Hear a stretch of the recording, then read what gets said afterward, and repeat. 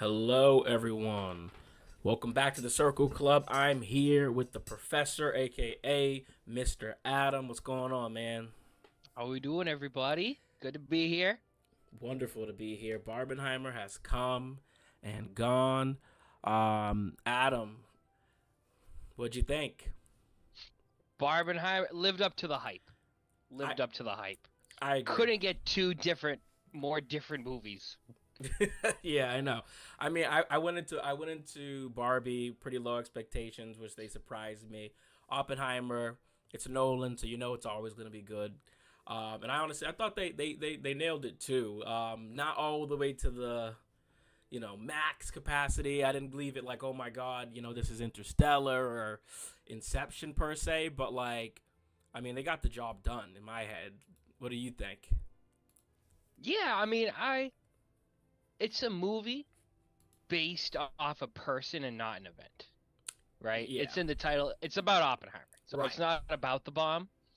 He's a person who just happened to create the bomb.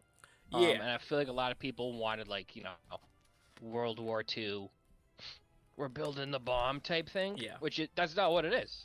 right. It starts out, no, him in college, and Yeah. it kind of picks up from there.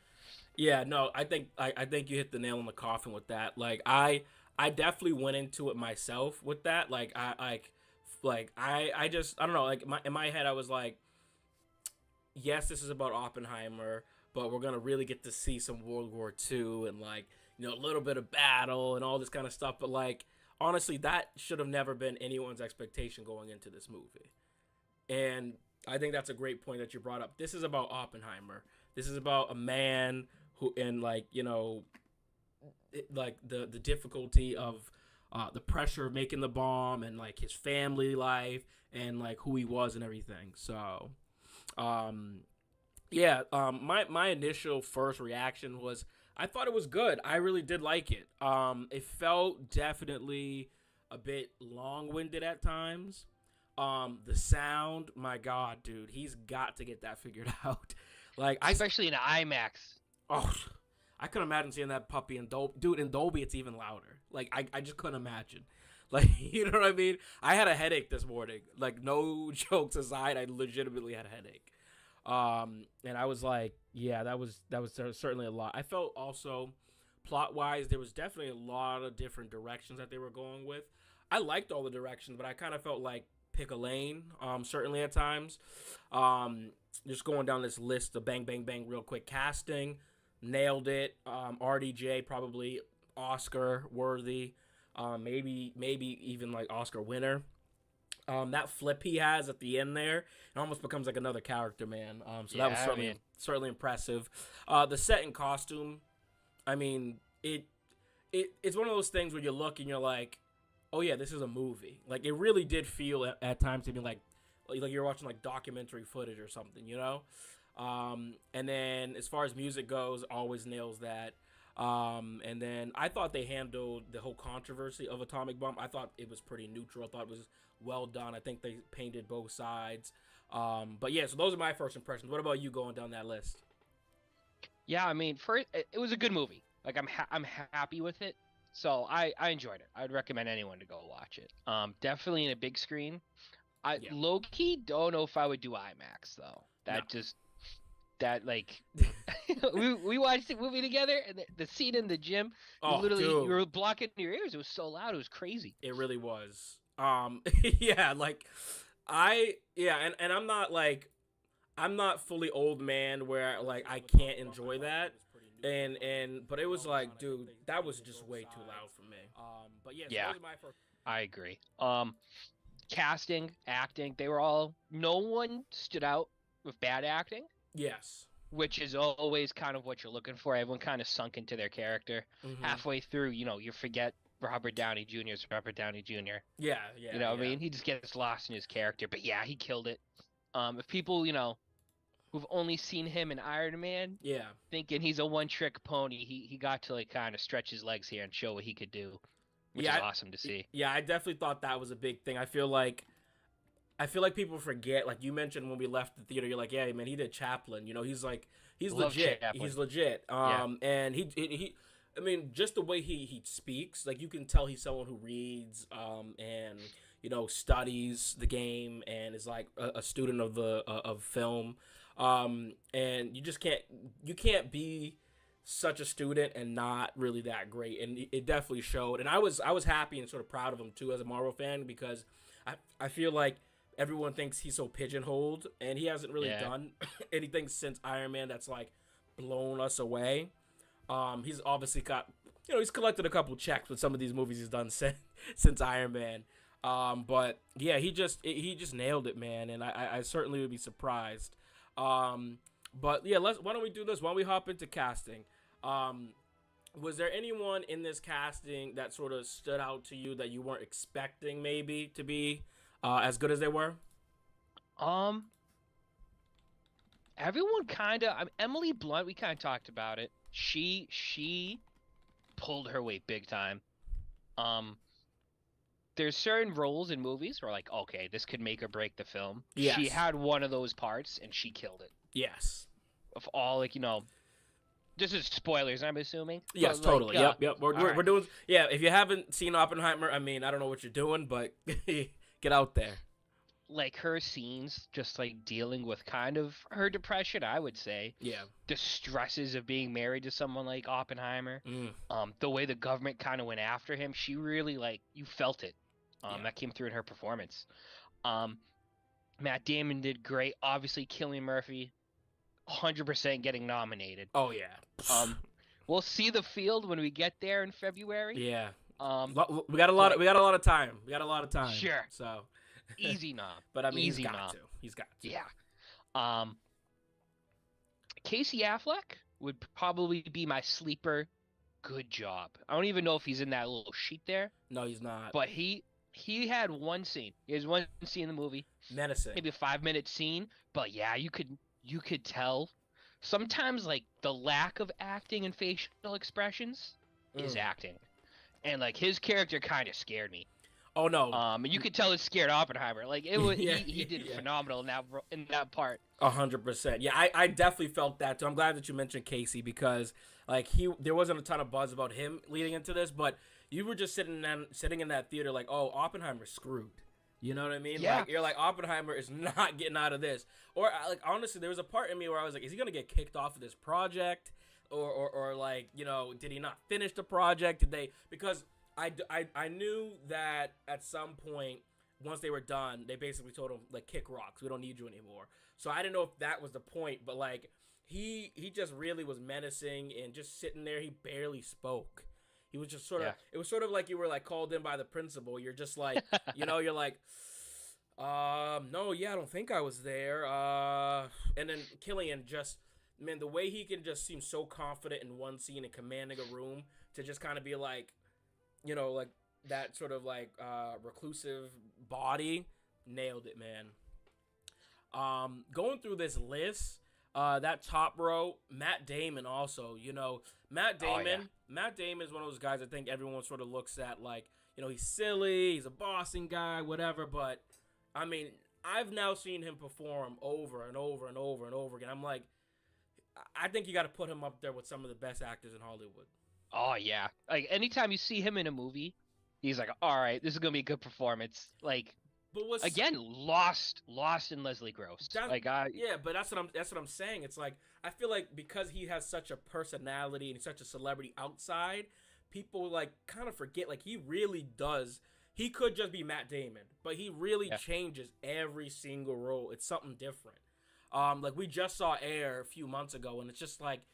You compare Air to this, it's really just not the same sort of character. So no. Air, Matt Damon is playing Matt Damon. Yes. And this, he is straight up Leslie Gross. He's a military commander. Like he plays. Yeah. I love great job. And I love the scene too, like that line he drops at Oppenheimer where he tells him something along the lines of like, he's like, I'm something about being like a humble scientist. And then when they first meet. Yeah, they first meet, and then and then Matt Damon just kind of like, I'll let you know when I meet a humble scientist, and it's just like he just had so many good little moments like that where he was like yelling at Oppenheimer, basically being like, "Hey, what are you doing here?" I thought Florence Pugh was a bit weak.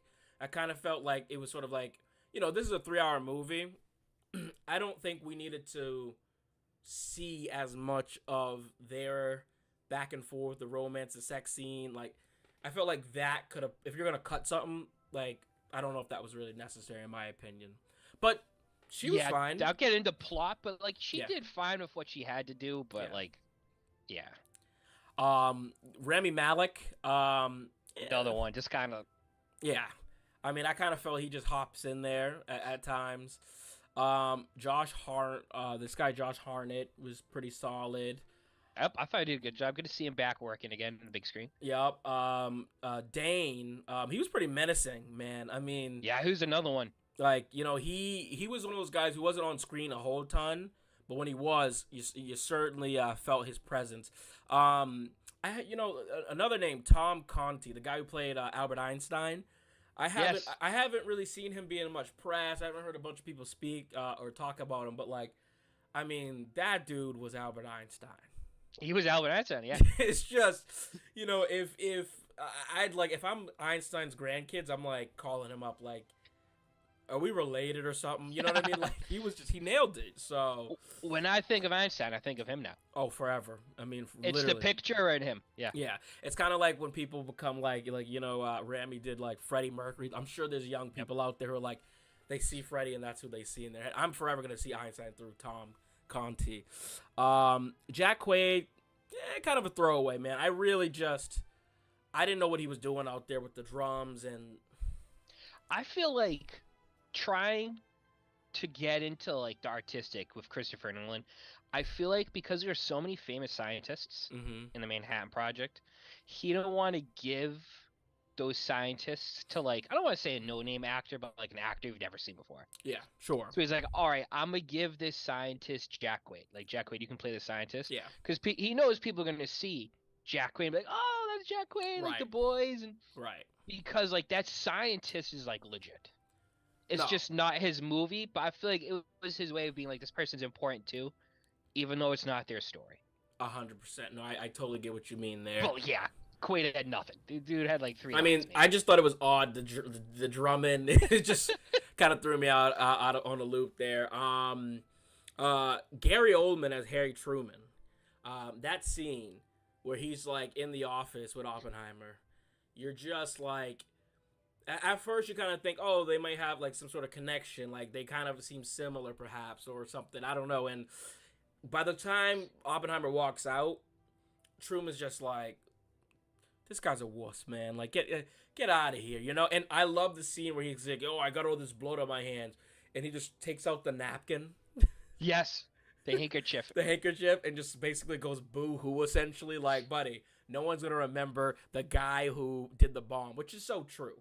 I know at the time, sure, Oppenheimer's name was probably buzzing. It was kind of like during COVID when Mr. CDC, the director guy. Yeah, Fauci there. Fauci, right? No one's going to be talking about Fauci in 5 years. But at the time, that's all you heard, right? But it's Truman who's going to get the brunt of it. And then I skipped over Benny Safdie because I thought Benny did also a really, really good job too. Phenomenal. He's such a bizarre sort of director, artist guy, but I really thought he nailed that role as well. Hey, Jamie Lee, she said, heard this movie was a blast. Glad you guys enjoyed. Talia, loved Emily Blunt and Matt Damon. Yep, I agree. They just, those folks really crushed. Was there anyone else on that in the cast that sort of stood out to you at all, or you were like, I just got to give a quick shout out to? No, I feel like we kind of covered everybody. Who was that guy next to Jack Quaid on the picture you have up? Benny Safdie. That's the Safdie brother. Let me tell you, I don't think I've ever seen him in anything. But he killed it. His like Turkish accent too. Oh, I don't know how actors do accents, but like he pulled it off. Like I don't know if he's Turkish, but he fooled me if he's not. That's all I have to say. No, Benny. Yeah, I think he's just a New Yorker dude. He's phenomenal, man. He's a director. Him and his brother Josh Safdie.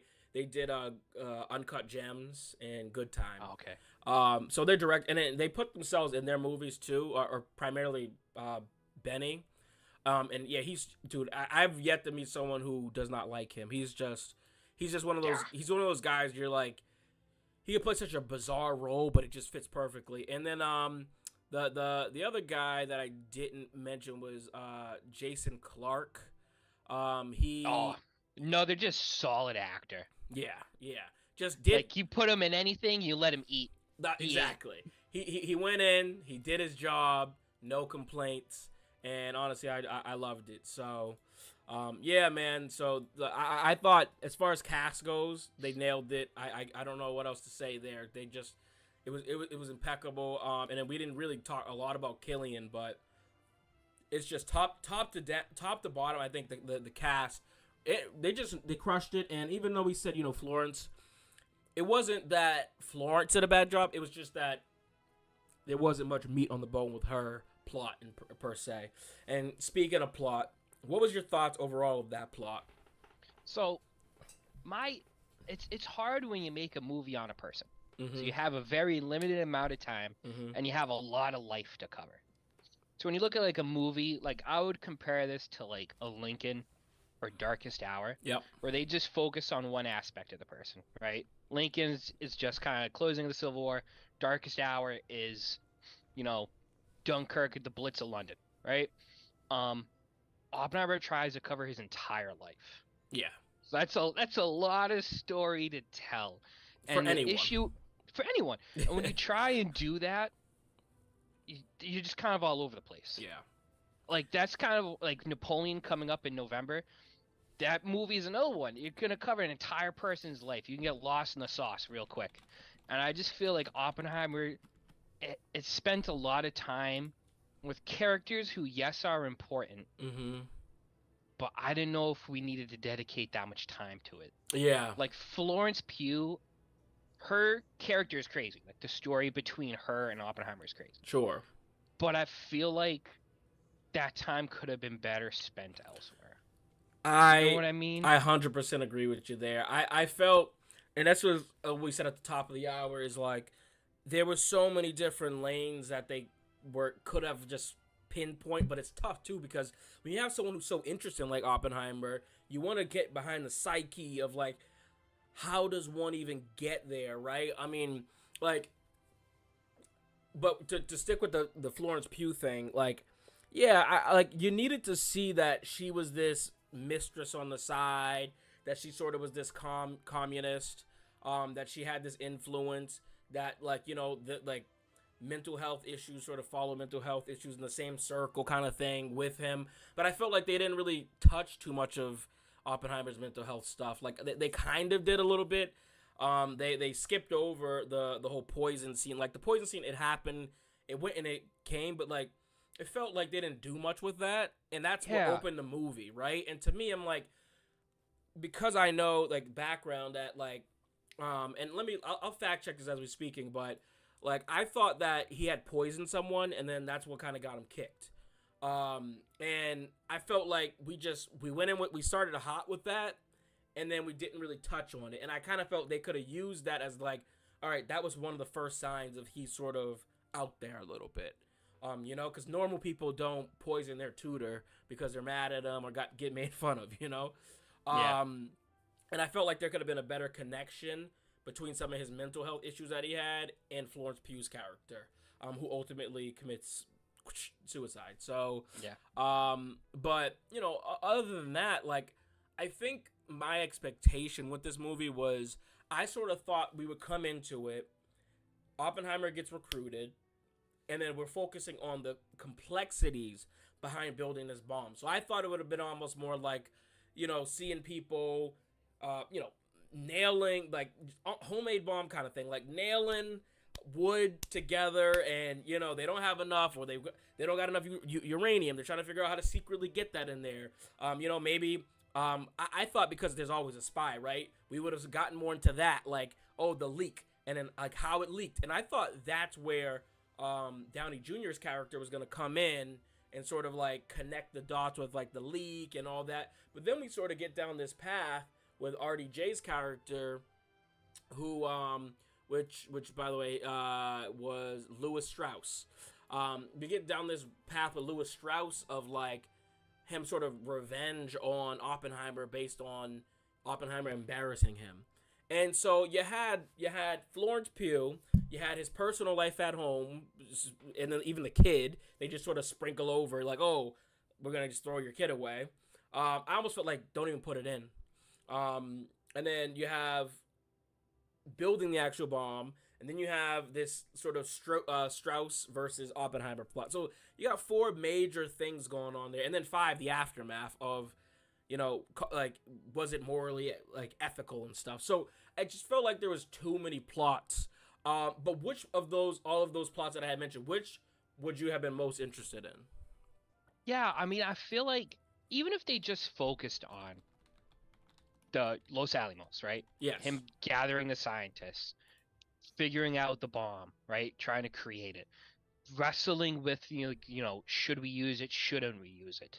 Right? Morally, is this like should we be doing it? And then even like the repercussions after. I feel like they didn't have to go into like his younger years. They didn't have to go into him being not the best family man, whether it be cheating on his wife or trying to give up their child, which like all that stuff actually happened, and it's crazy it happened. But again, I feel like if you're trying to convey someone's story, you just kind of have to pick one or two like roads and be like, this is what we're doing. We can allude to the other stuff, but this is our story. Yes. Like they're trying to go like, oh, like, he tried to poison his professor. Isn't that crazy? Yeah. And he met all these other famous scientists. Oh, and he cheated on his wife a bunch of times. And the lady he cheated on his wife with was a communist, and she killed herself. Isn't that crazy? And then, like, right. Just pick a thing and go with it. So I feel like, had they done, him building the bomb, should we have done it? Should we not have done it? And I like the part with RDJ's character, with the hearings. Like, I really like that too.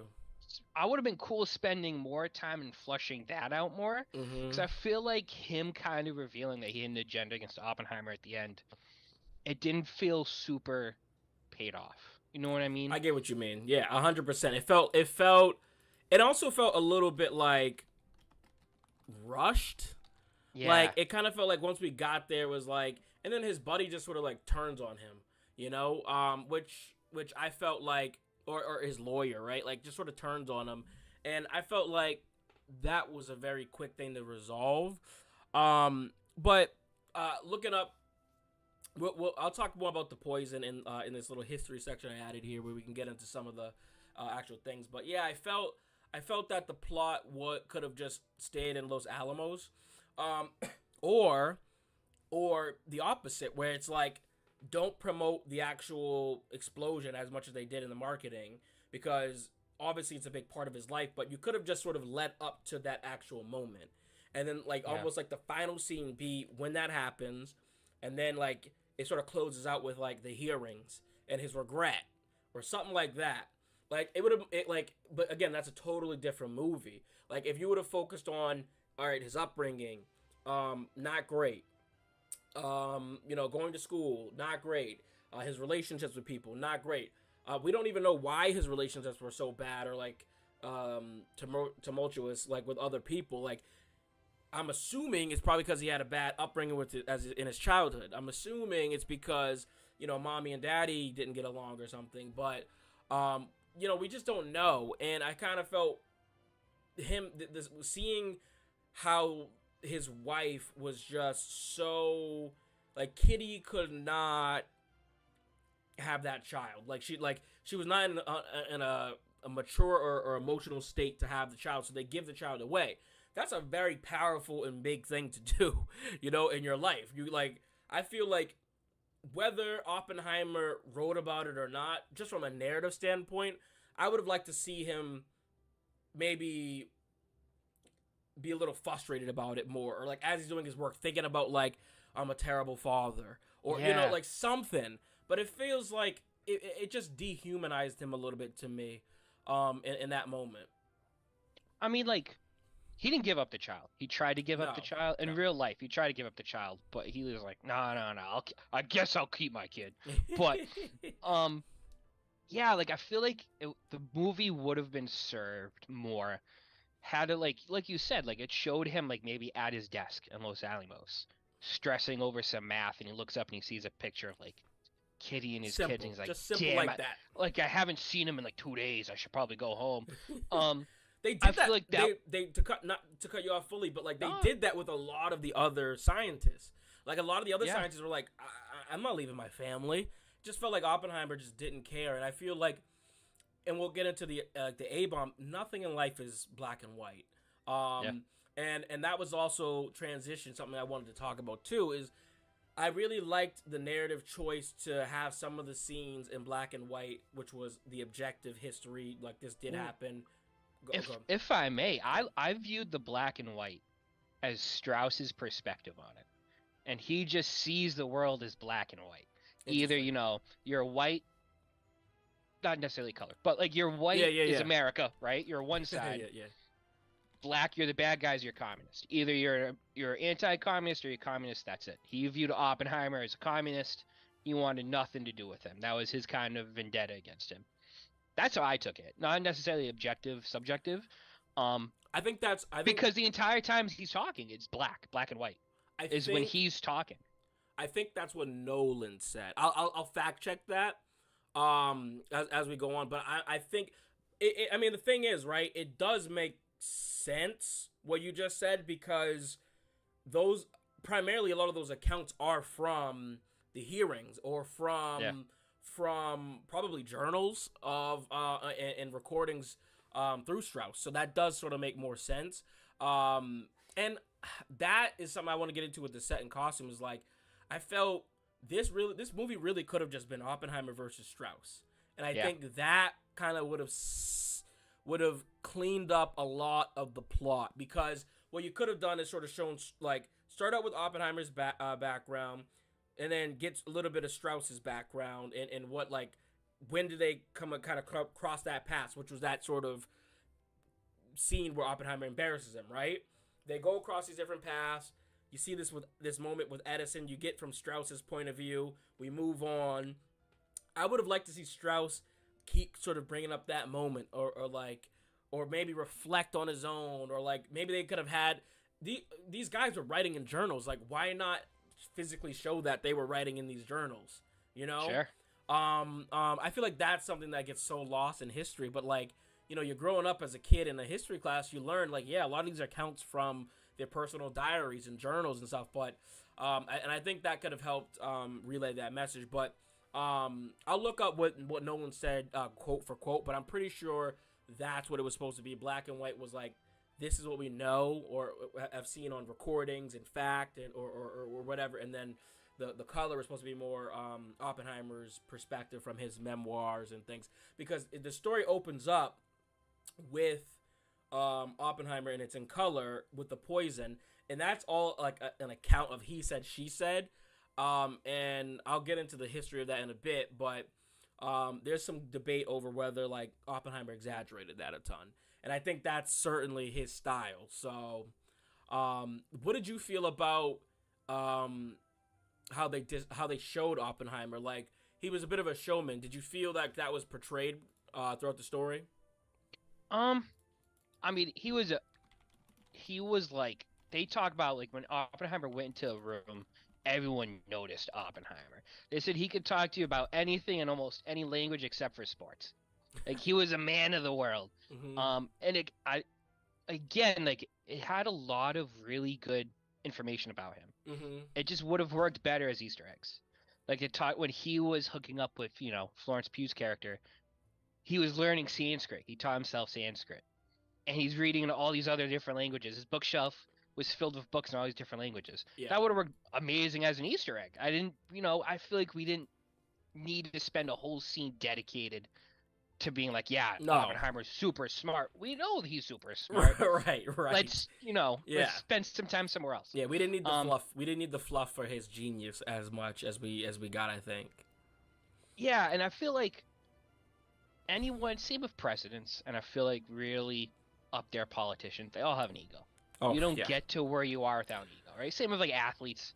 Yeah. I'm sure LeBron definitely has an ego, right? They all have egos. You don't get to where you are without an ego. I mean, like, even just these actors, like, to think that I'm the best person in the world to be able to portray someone else's history. Like, you know what I mean? And so like that's why it does mirror itself a bit. And I also just like a little like film background.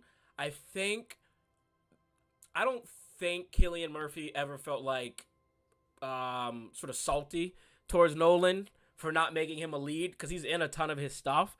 But I do think he kind of felt like, this is my moment. This is my moment to shine. You owe me one.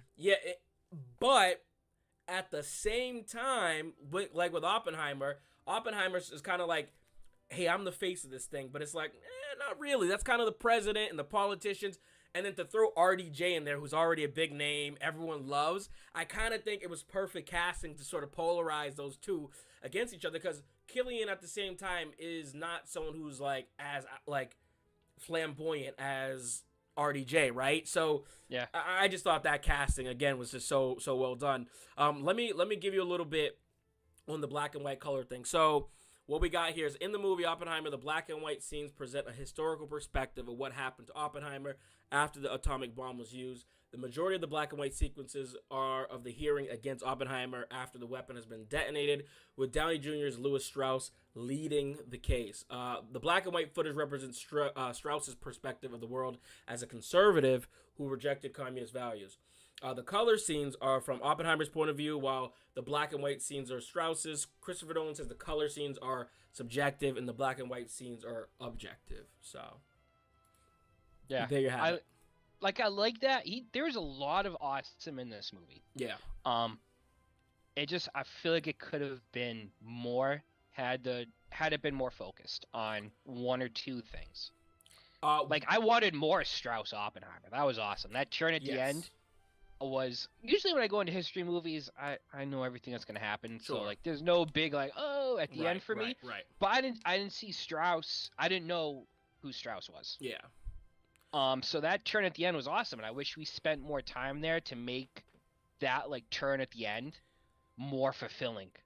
And yeah, dude, I definitely agree 1000% with you there. I feel like it's hard because like all we heard about the marketing with this is, oh, how did he do the atomic bomb? How did he blow it up? Yeah. What did he do? Blah blah blah. And that was a really beautiful, cool scene. Like, I'd almost like you could feel the light come in that scene, right? I loved how they also portrayed where it's like, because there's the way sound works and the wind, like you see it before it actually gets to you, right? I felt we spent a little too much time in the marketing and leading up to the story with that. Yeah. I think what we should have done is maybe the first trailer should have been like, you see this Supreme Court, I'm assuming, or some sort of like judicial court. Senate hearing committee. Yeah, Senate. Yeah, thank you.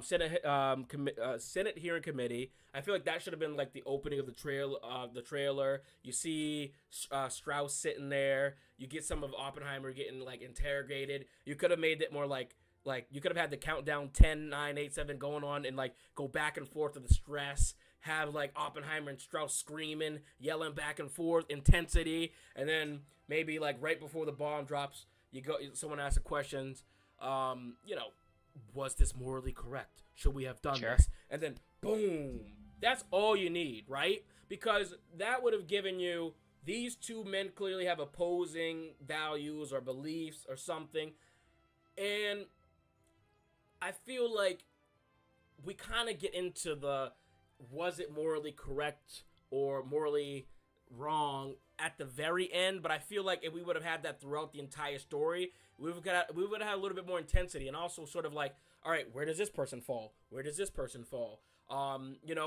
This person's against. They're probably gonna be a little bit of a conflict with that person and Oppenheimer on screen, right? And I just felt like we could have got a little bit more of that. One thing I wanted to ask you was, what was your thoughts on them not actually showing the bombings and not really the aftermath of the Japanese people? So, after initially watching it, I was disappointed. Mm-hmm. I'm like, man, like that. The movie would have been, initially, I felt like the movie would have benefited from it. Mm-hmm. I marinated on it.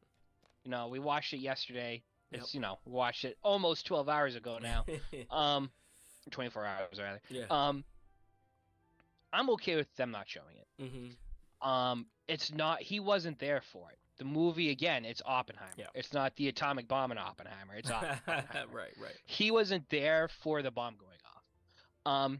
Could the movie have been served with, when he's showing the slideshows of the After Effects? Yeah. Right. Could the movie have benefited from us seeing those images as well? Probably. And I think that would have lent itself more to the, was this morally right or wrong? Yeah. Because they do kind of debate it. Like you said, the debate comes in like the final, 45 minutes, hour of the movie. Right? The majority of the movie, again, Oppenheimer. Right. Oh, should we build the bomb?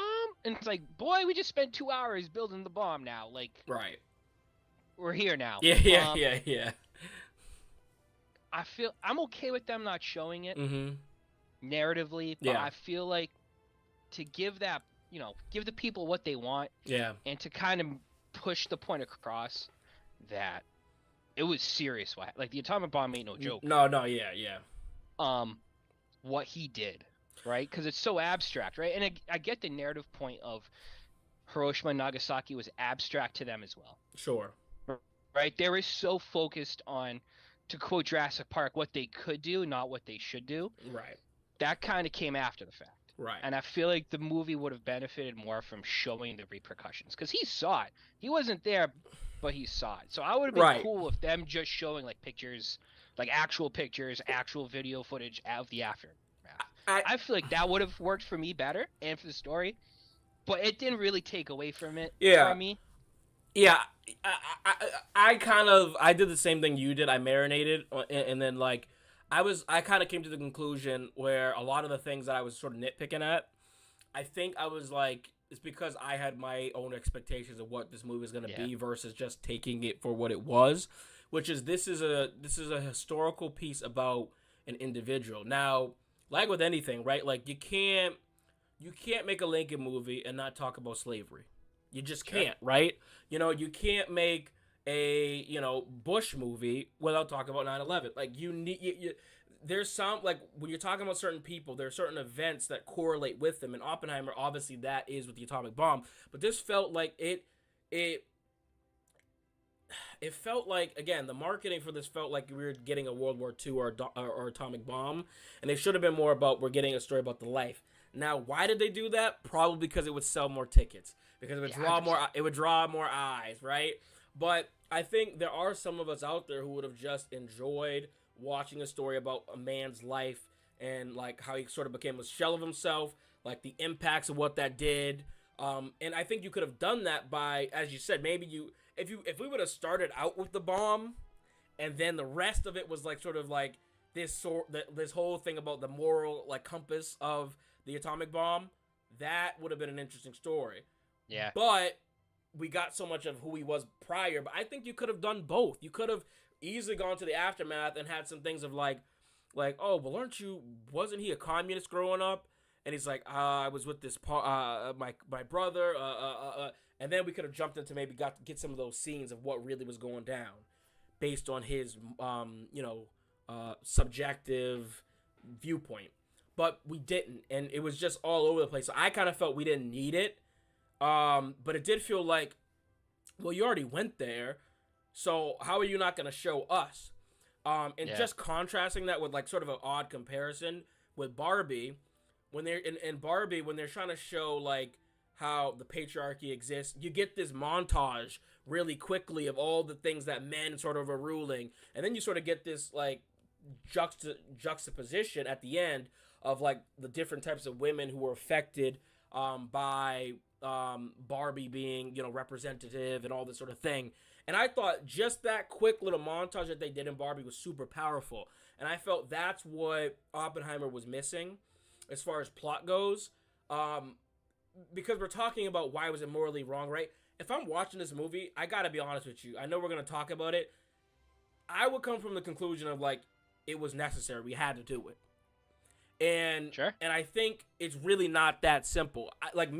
My personal belief is I sort of lean more on like maybe we had to do one but not the second. But I think that the way that this movie was constructed, it kind of seemed like we had to, but then at the last hour, 45 minutes or so, it kind of becomes this thing of like, oh, maybe this is the wrong choice. And I think maybe that's what they were thinking in real time too, but it just feels jumping back and forth through history. It gets lost, in my opinion. Honestly, I would argue the dilemma of the movie, the central theme is regret, right? Whether it be the apple, cheating on his wife, right? Yep. Creating the atomic bomb. The regret doesn't come from killing, 200,000 people? Yeah. The regret is knowing the Soviet Union is now going to try and build nukes.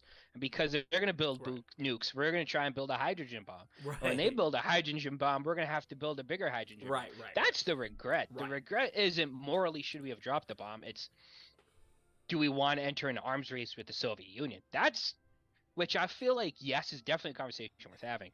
But I feel like I don't. I just don't think that's what obviously that's what he was worried about. And then when you think about the times, this is 1940s. I don't think people were crying over, Japanese people dying per se. Sure. And obviously there's a level of respect as we got in the stories like, hey, you don't want to hit Tokyo, right? But I think that had more to do with if we're sending a message, we need someone to be there to send the message to versus, oh, I feel bad for these people. Because at the same time, in war, it becomes very us versus them. So I don't, and I think that's a great point that you mentioned, Adam, is like, it's not about dropping the bomb. It's more about the arms race that's going to come. And that, I just don't think Nolan did it as clean as he probably should have when it comes to that. Could have cleaned that up a little bit in my mind. Yeah. Well, why don't we do this? Why don't we get into the history a little bit? You love history. I'm sure you got a couple notes for us here. Anything that sort of stood out, or was there anything that you saw that you're like maybe they got wrong, or anything sort of funny? Like I know the thing going around right now is the 50 stars on the flag, which is wild. That's so I wouldn't even think to have looked at that first of all. So shout out to that person. Yeah. I saw it once, so I'd kind of looking at it. There were no glaring inaccuracies. If anything, I want to give shout out of how solid and held up everything was. Rather it be from the Red Scare before World War II. Right, hunting communists, which is also going to kind of lead into because Oppenheimer gets blacklisted, right? Yeah, right. He loses his security clearance. He kind of becomes like a taboo person. That's going to happen to Hollywood in the 50s. Yes. So I feel like they dropped the seeds for that perfectly. You really get a sense of kind of the country, what it's going for in terms of communist versus not communist, right? Which is, I would argue is a bigger theme of the movie than just United States versus the Nazis, United States versus Imperial Japan. Yeah. It's United States versus the Soviet Union versus communism. They hit that out the park. I feel like I'm in the 40s. They touch upon the Spanish Civil War, which is something that gets glossed over a lot. Yeah. That was I was really glad that they actually did that. That was a nice little touch. Right, and how Emily Blunt's second husband enlisted in the army in I think it was the Lincoln Battalion or something. But it was a group of Americans who joined the Spanish during their Civil War and fought against Franco. When you see stuff like that is not really mainstream history, it's always they did their research. Yeah. You know what I mean? They went that extra mile. So I think the history holds up. Los Alamos looked amazing. There's not a lot of pictures of it because it was so top secret. Yeah. But that looked just as what I would imagine it looked like. Yeah. I mean, it's you're in the middle of nowhere. Yeah. There's not too much for the imagination to stray from. But no, I would echo a lot of what you said, man. I looked into some of the fact checking too. The one thing I will say, and it's obviously dramatized, is the idea that they were concerned that the entire universe was going to explode. Theoretically, yeah, but I think they knew, they were pretty confident that wasn't going to happen. Sure. And I think that was certainly again, in the marketing, something that they hyped up to be this big like sort of thing, but they knew that the odds of this happening. It's like I don't know, man. It's almost like if you throw a baseball, technically based in like physics, that ball could like just reverse back and like go towards you. But it's so minuscule, like 0.0000 that's gonna happen. You know what I mean? Like, because physics is chaos. Like, the Earth is chaos, but like it's not gonna happen. So that was one thing I thought that was definitely dramatized. I love too how they were taking bets. I read a couple books like preparing for the movie, and that was so spot on how they were legit just taking bets. I mean, people didn't think the bomb would go off at all. They thought the government flushed 23 billion down the toilet. Yeah.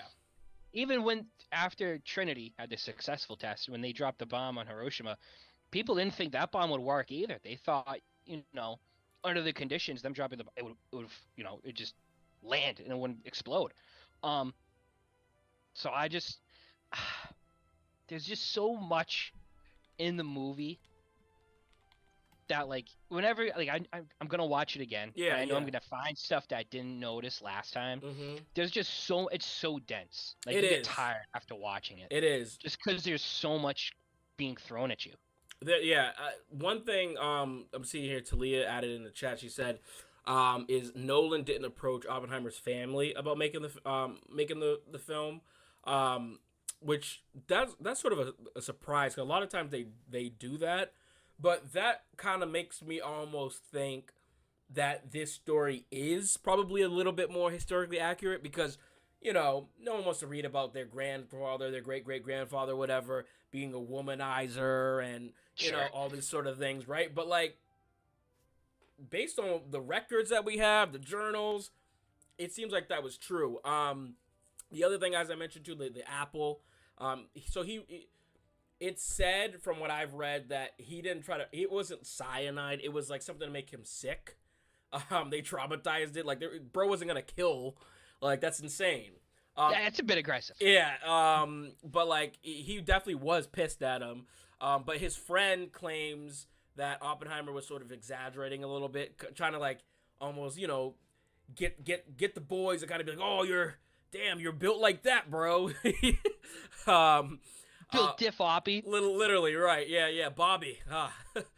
But the other thing is that conversation with Rob, Oppenheimer, and Einstein really did happen at the Princeton Pond. They did have offices like right down from one another, and they would take walks down the pond. So that was something that was certainly possible to have happened, and probably did. As you mentioned, the Trinity test, that was all pretty spot on from what I've read. The relationships. One thing that they sort of get into, but not fully, that I liked was JFK being in the decision maker. That was legit. JFK legitimately was there. Not gonna lie, I kind of would have liked to get a little cameo JFK. Whenever we get a little cameo JFK, it's always nice for the boys back in Boston. You could tell in the theater when they name dropped him, everyone was like, "Yeah, that's our guy. One of us, boy. Yeah, That's one of us." Real quick. Yeah. Gary Oldman. Forgot to mention him when we talked about cast. He always kills it.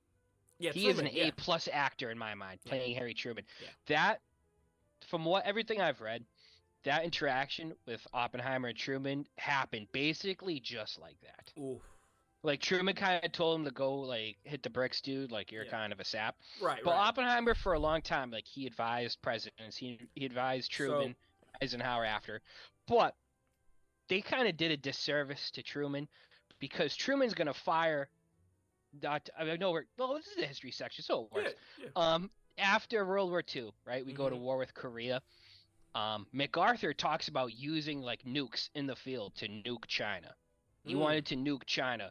Publicly, he said that.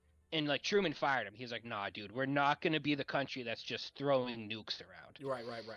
And I feel like in the movie, not to Nolan's discredit, it would have served more of, like, an after effect. Like, Truman wasn't war hungry.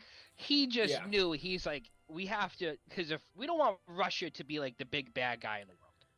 Russia being the big bad guy in the world would be bad news for us. So we need to have an arm.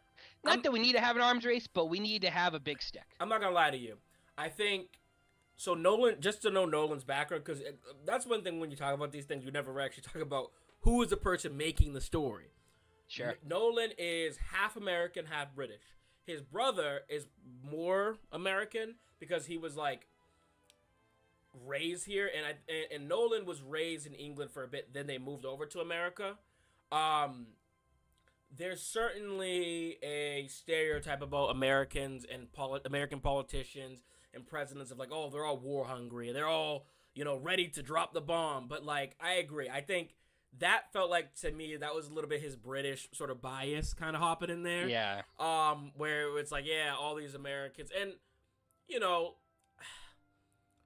not for nothing. I mean, comparatively, our leaders are definitely ready. Like, we're about that life if you're about that with us. But like, Sure. no, Truman was not about to like just drop nukes everywhere, like you just said. Yeah, I mean, like, the scene is historically accurate. So Yeah. I'm not like Yeah. he did a good job. Yeah. Gary Oldman killed it. But just kind of to set the record straight on the internet, Harry Truman, Yeah. you're one of the good ones. Like- You don't want to blow up a bunch of people for no reason, bro. Dial it down just a little bit. You know what I mean? Yeah. Yeah. Sure. And the thing you mentioned too about like the presidents and a device. See, this is why I feel after watching this, I feel like the right decision would have been to start the movie with the bomb, or Sure. building up the Trinity test, because there's so much about him advising presidents and being in the Pentagon that was a part of Oppenheimer's life that we didn't really get. And I think it would have served his narrative better to see once Strauss sort of screwed him, he became a pariah. He became someone no one really wanted to like work with. Like, he lost his security clearance. People disinvited him from lectures. And I feel like the whole security clearance thing, the way, if you did not have any background with Oppenheimer, you would kind of be like, why does he need security clearance? He's already made the bomb. It's done. Like, what other like purpose does he serve? You know what I'm saying? Sure. Now, one thing I liked too, we don't know what Einstein told him, but I like to believe that Einstein did tell him, yeah, you're just the figurehead. You're just the scientist making this stuff. At some point, you're gonna get older. They're gonna just give you medals to say, oh, we did the right thing. But it's more about them than it is you. I really like that touch. I have to say. I love that. Yeah. And it's so true. It's so true. It hurts. It is. I mean, not to get. I won't even go down the line. I won't go down the line with the politics. Yeah, but, like, not it's to get just- lost in the sauce yeah. like Nolan, 17 different plot points. Yeah. But yeah, I thought it was a perfect way to end the movie. Yeah, it really was. And I felt like, man, that dude. I need an Einstein movie, and I want him.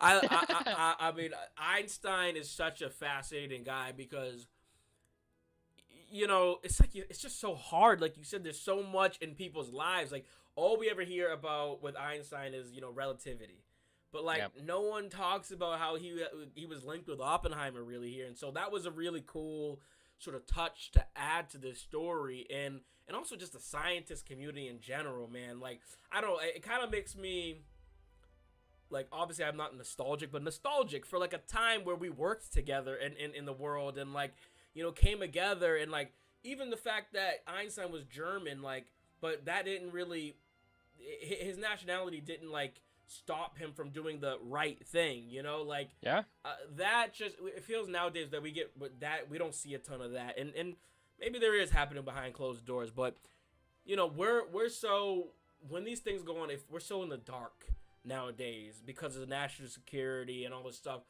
this is such a poignant, such a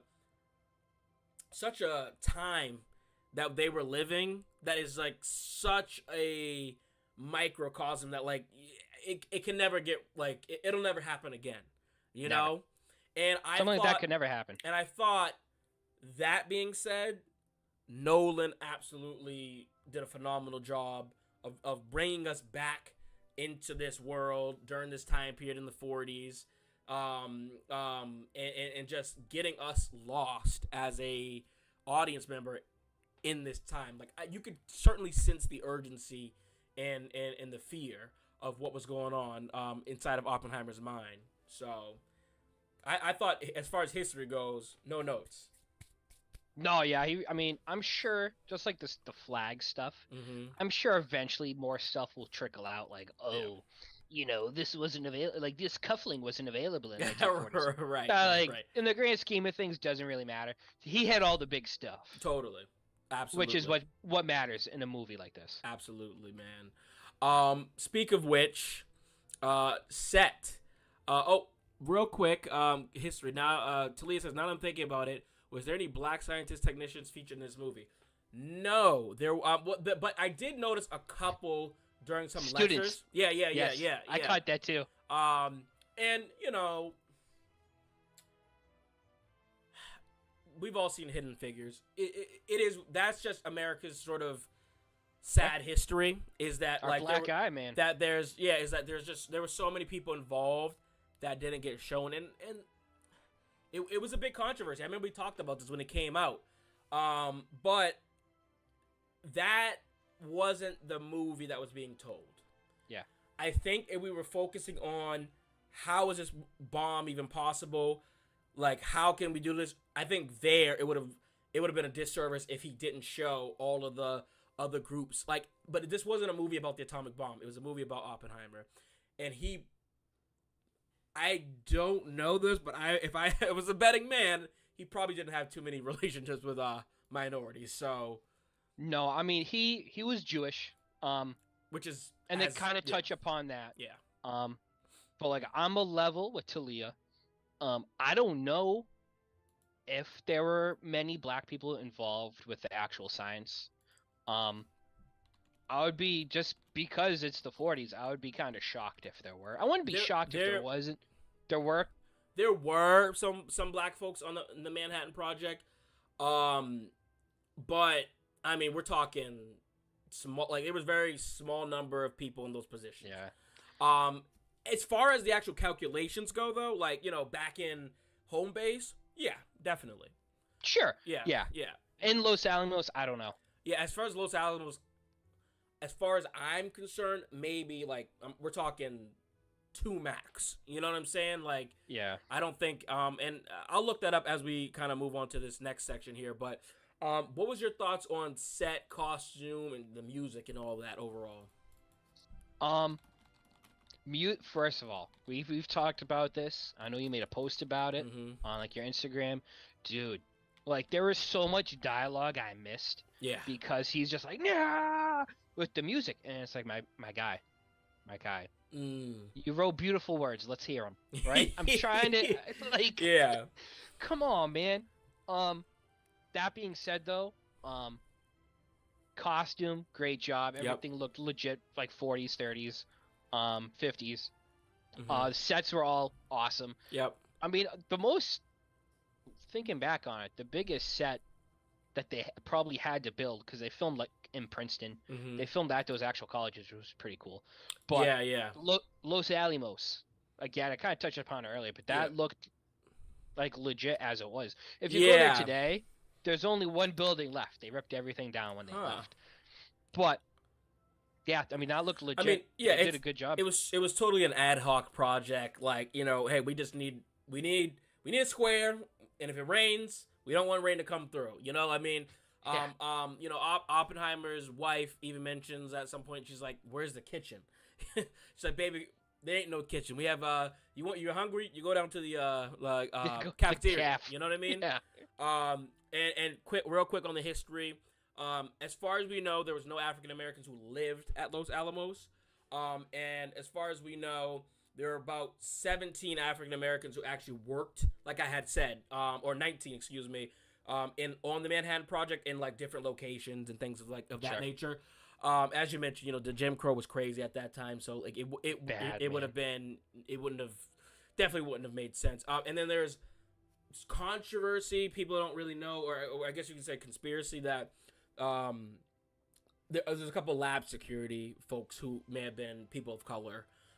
Just kind of like, you can't go through here. But even that's kind of like, you think that these white folks would have respected them? I doubt it. So yeah. So as far as history goes, I would say no.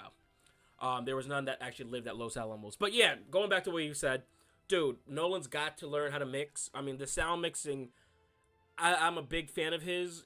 It's not good. You can't understand what's going on here. The music, though, I did listen to the soundtrack today. Very well done. It was Lewis. I'm blanking on his name. The composer who did Black Panther. Ludwig Göransson. That's who it is. He did Tenet. He did Wakanda Forever, Turning Red, Creed 2. Great composer. It wasn't Hans Zimmer. I know that's sort of everyone's go-to with Nolan typically, but Ludwig is the other dude. But yeah, the costumes are all perfect in my head. I read that Nolan saw a book of Oppenheimer, and he was like, "Oh my God, I know this man. Like, who is this guy?" And then, like, he said, like, one day it clicked with him. He was like, "That's Killian. That's Killian." And I think no one could argue otherwise that Killian is Oppenheimer, man. Like, they really do look alike. Yeah. It's wild how some actors, they just look like who they play. Yeah, and it's also crazy to me, too, that it's like, man, you know, Killian's been around for so long. No one has said or mentioned this guy, like, looks exactly like Oppenheimer. It's remarkable. I'm gonna pull up a photo at the end here if I can get it. Just comparing like the actual actors versus who they were playing. But yeah, man. Any other sort of like comments you had about set, costume, any of that? No, I mean, all kind of held up. I love the gym scene. Yeah. It was loud and, like, you know, my ears were ringing, but the gym, like, that whole set, everyone, you know, even though the flags weren't proper, everyone's set up. I love the whole thing. I thought that was if you haven't, you know, when I go back and watch it again, I'm looking forward to watching that scene again, probably with the volume down. Oh, totally. Yeah, the volume. I think, man, if the guy learns nothing else from the audience, it's that volume, baby. It's got to be fixed. I mean, my lord. All right, let me just throw this on the screen for everyone to see here. Take a quick look. Let me get rid of some of these ads we got on the side here. God forbid we look at a website and there's no ads. But yeah, look at credit to the costume and design. Like, you're looking at if you're listening with audio, we're looking at photos here. You can go to our YouTube channel, Circle Club, check that out. But Cillian Murphy looks exactly like him. They got the eyebrows down, the hair, the makeup was really well done. Emily Blunt, look at this. Like, you know, face structure not quite, but like it gets the job done. It looks pretty close. Sure. Matt Damon's mustache is fantastic. Dude, that's awesome. Yeah, it really is, man. Robert Downey Jr. Now, he's a good-looking guy. The transformation that they've given him, no hair, and you know they really let his wrinkles out and the eye, like, oh yeah, he's Louis Strauss. Oh yeah, Florence Pugh. I mean, like it's a stretch, but it's there. Yeah, I mean, she's acting. Let's put it that way. Right. Yeah. Exactly. Now this one I thought was. I thought they nailed it. I mean, I think he does look like him. He definitely, the mannerisms you can tell even just by his stance too. Yeah. And as you said, Josh Hartnett, well done. Well done, Josh. Pearl Harbor. Back, Josh. Yeah, really. Pearl Harbor, yeah. Benny Safdie. Dude, honestly, he killed it, man. Honestly, he was a breakout star for me. He did such a good job. Man, I can't stress enough. Like, I know some people they can't. Indie movies aren't their thing, but the movies that Benny Safdie is involved with, directing or starring in indies, they translate so well to like a popular audience that you wouldn't even think it's an indie, man. Good Time is legitimately one of the best movies of all time. If you could scroll up real quick, actually. Go ahead. Just going back to him. Hilarious scene in the movie when he pounds on the sunscreen, which is Oh, what you're looking at right now. Yeah, Because they knew it would be so bright, the bomb, yeah. that he didn't want to get sunburned, so he put on mad sunscreen. A bunch of them did it. Yeah, But I it's love hilarious that they just include, like, that's what a lot of the movie feel like should have been. Totally. The crazy plot points. Just little Easter eggs like that would have been like, That's you took the words out of my mouth, man. Easter eggs. Like, this is a scientist. A scientist is not gonna be exposed to that radiation poison and all that stuff. They're gonna be smart enough to know. Wow, Dylan Arnold as Frank Oppenheimer. Yeah, that one's pretty.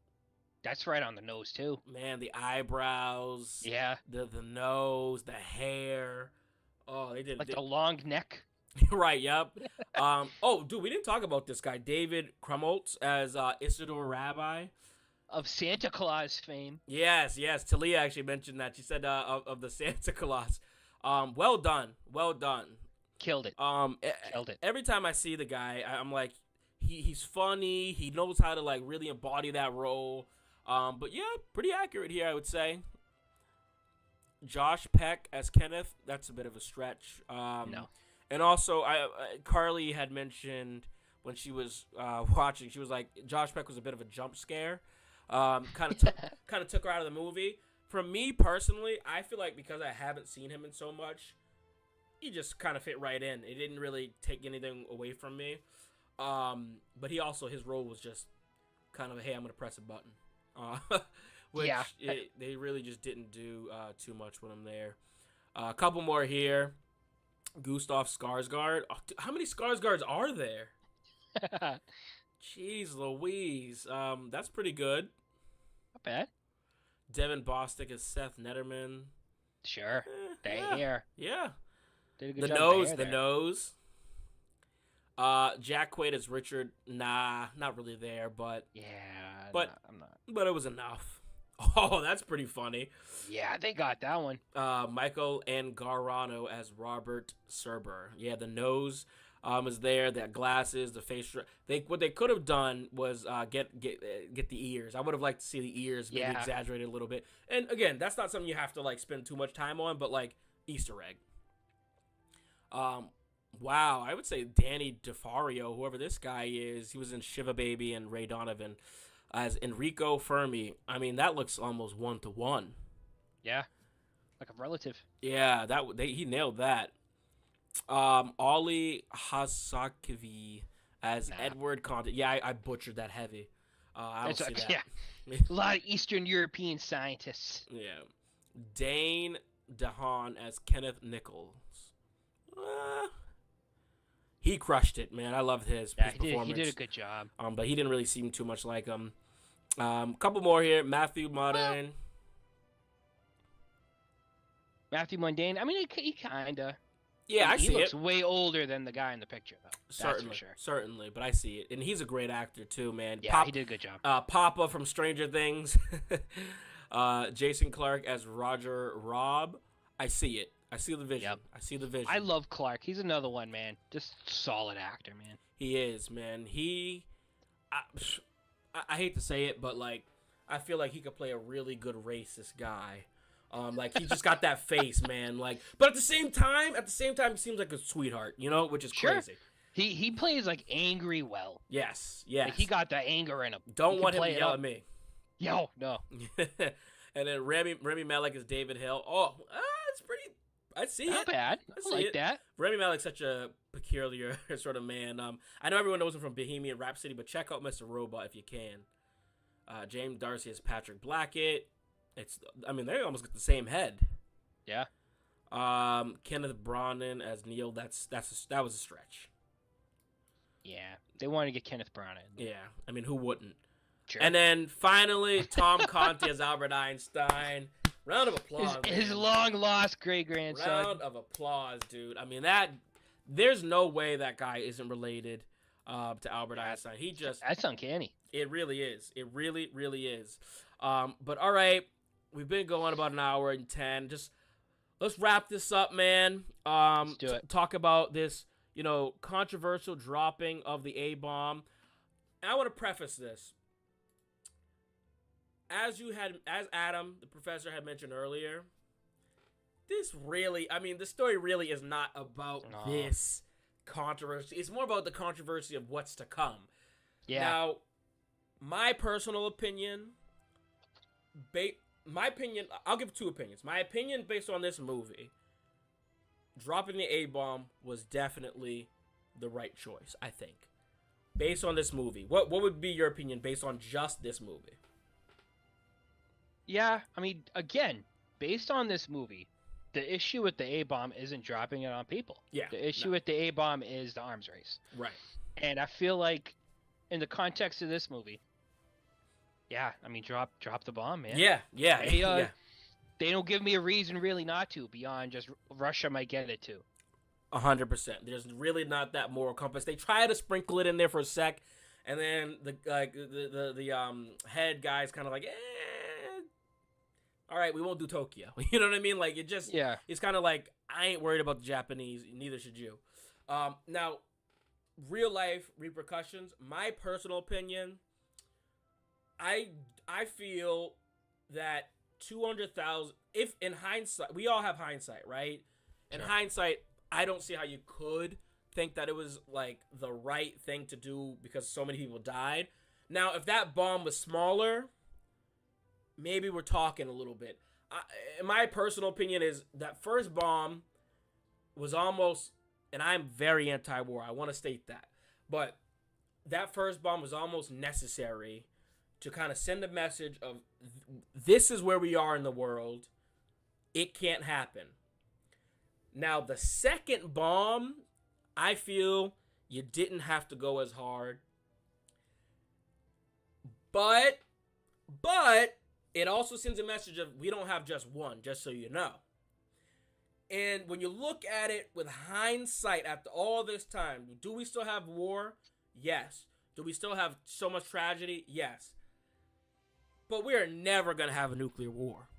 And it's because it did happen. And so by saying that, I think the answer is it had to happen. But I personally couldn't have gone through with it, and I personally don't think it was the right decision that many people had to go. Now, you being the history buff, the history expert, the professor, give me some of your thoughts, some of your context, you know, because it isn't. By the way, this is not a black and white answer. You know, it's very complex. I mean, the way I'm not gonna argue against you, man. Yeah. That's serious stuff. Like, I've read accounts of people who survived and like just what they observed and the aftermath, and like I couldn't imagine doing that or even living through that. No. And again, that being said too, I've grown up in a world where we've never had a World War II level conflict. Right. Before World War II, there were multiple massive wars. World War I was people who fought in World War I fought in World War II. They're not that far apart. Right. And we're talking millions of people. Like, World War I is called the Lost Generation in Europe because if you were of military age and you were alive in those 4 years, you served in the military. So, like, yes, we've lived through Iraq and Afghanistan. I had a family member who served. And I'm not saying it lightly, but, like, unless you were directly involved, you have no idea that war was going on. Right, yeah.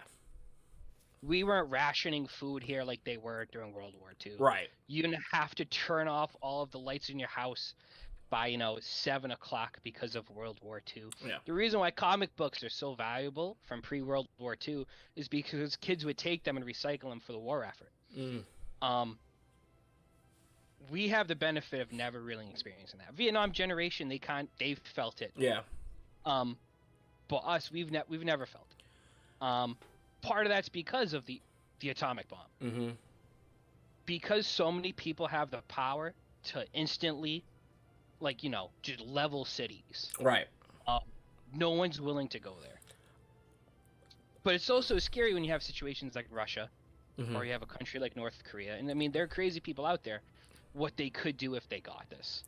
So I feel like, obviously, controlling it as best you can is huge. Whether they used it or not, it was already built. Right. Yep.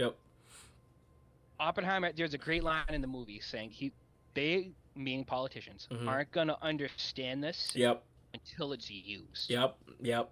And Them use it, yeah, which is so that's just true. the name of the game of politics, man. Like these people they're so disconnected and so, you know, thinking about their own legacies, their egos, you know, like, and honestly too, as you mentioned, people starving and all this stuff. Like, one of the things I feel personally with history, and also we have to understand what you just said, what I just said, we're coming from an American perspective. Sure. You know? I'm sure the Japanese feel differently. I'm sure Europeans feel differently because the thing is, you and I and Americans, we're geographically we're all over here. Like we don't have to worry about this. Like because this has now happened, all the neighboring countries of these Asian North Korea and Russia and the UK, they will always have that threat. And it's not something that they're probably thinking every day about or whatever, but when you know, DEFCON start moving or, you know, like it's shit starts hitting the fan a little bit, us being Americans, we're like, yeah, we're good over here. They may feel a little bit different. So I just wanted to preface that and you know, add that in there as well because I think that is important. I also think too sometimes victory is only written by, you know, or excuse me, history is only written by the victors, right? You know, there's famous sort of Zimbabwe proverb that's kind of goes like, you know, I love to hear the lion's perspective, but that's never going to happen because the hunter gets to write that. And I think that's sort of how I look at this, where it's like, man, everything you said is true, by the way. I want to make sure that's clear, too. Everything you said was spot on. Like, there was such a level of desperation to end this thing. And I think there's an argument that it would have, could have, should have, but until you're the first one to actually press that button and make the rules, you don't know. Like, maybe Russia presses that button, or maybe, you know, China presses that button before we do, and they don't have that same sort of war etiquette, you know? So that's why I think it's kind of hard not to say that it was the wrong choice to sort of make. Yeah, I mean, going back to on if they should have dropped it real quick, because I know this video is super long. It's all good. It's super nuanced, right? There's we will never know if Japan would have surrendered if we didn't drop. Right. They, from the beginning, their plan was not to invade the United States. They knew they didn't have the capability, right, building that many ships or planes of even trying that. Their goal was to try and knock out the Navy and hope that we would settle and let them conquer all of Asia. That was their hope from the beginning. That wasn't going to happen. No. By 1945, there is no way that was going to happen. That being said, though, they didn't surrender. Yeah. The last land battle before of World War II for the Americans was Okinawa. And 35% of the Americans who fought in Okinawa were died or injured. Mm-hmm. It's a third. 1 out of every 3 for a country that's basically defeated. Mm-hmm. They find soldiers, you know, in the 70s who didn't know the war had ended. They dropped a bomb. They waited 3 days. They said, we're going to drop another one if you don't surrender. They said, nope, we're still going to fight. And then they dropped another. And then, and only then, did they surrender. And even then, the emperor recorded his voice for the first time. No one in Japan had ever heard his voice outside of the palace. And the night that before he was going to play the recording saying, hey, we're going to surrender to the Americans, lay down, lay low, there were people in the military who tried to overthrow the emperor and destroy the record. I was reading a book. I finished Tuesday. Mm-hmm. All schools in Japan were closed by 1945 because everyone who was able to was building weapons for the American invasion. They were all gearing up for an invasion. Mm-hmm. I think part of the reason why JFK probably voted to back up Oppenheimer was he knew that he would have to invade Japan. I don't think they would have given up had we dropped the bomb. And We'll never know. That's the thing. We'll never know. We'll never know. We'll never know. As I said before we started the topic, is I don't. Well, most people probably realize it is a moral tragedy to lose that many people. Yeah, man. You know, to lose anyone. Is this for what? Yeah. You know what I mean? Yeah. For what? And for borders and all that. Yeah. It's like Oppenheimer said. It's like what you said, though, man. You can't look at this from this 2023 perspective. No. Because you can't get in that mind frame. Because, I mean, not only like the people are starving, but also the people in charge. Those people did not see like the way. Whether you like Joe Biden, Trump, whoever, it doesn't matter. They are not going to just invade Japan and drop a bomb. Like, that's just not how we operate the world now. Back then, Japan could have been, a lion in the jungle to them. We did not have this sort of globalization that we do now, And also, because of the ramification, like, the U.S. kind of made themselves bad guys. But that created that sort of UN unification of like, we can't use this level of like, despite whatever issues we may have, like that was insane. Yeah. And 100%. And you don't get there. I kind of feel if Nolan has a stance on this, I do think, like I said, he thinks it's wrong and blah, blah. But he kept saying throughout the story, theory can only take you so far. And with these folks, with these politicians, theory can only take you so far. Regardless of what you believe politically, until they see it, they will never believe it. You want free healthcare? It's not going to happen in America until it happens. Until it happens, they will not. There will be every excuse in the world. Can't do this, can't do that. You want, I don't know, more red lights outside.